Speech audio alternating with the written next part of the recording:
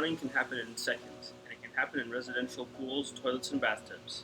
May is the National Water Safety Month, and UNLV's campus recreational services wants to ensure that its community members are educated about basic water safety and are being water smart. How can you play a role in residential drowning prevention? Always designate an adult to actively watch children in the water. Teach your children that they need to get out of the water if an adult leaves the pool area, and remain close to your child because drownings can occur during the time it takes to grab a towel.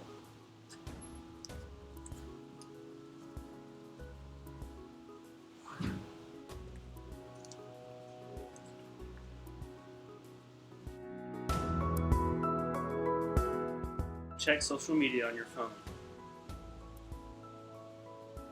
You can prepare in advance by giving your child swim lessons and being trained in CPR. Upon reopening, the SRWC will offer swim lessons for all ages, as well as CPR courses for adult and child CPR. It is very important to have the proper rescue equipment available on hand. This includes, but is not limited to, a life-saving ring, shepherd's hook, and first aid kit. There are some additional tips for water safety. Place toy boxes away from the pool, like in an area like this. This will help prevent children from going into the pool area while it is unsupervised.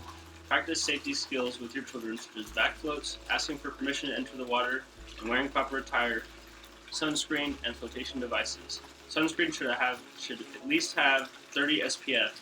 Personal flotation devices should be U.S. Coast Guard approved.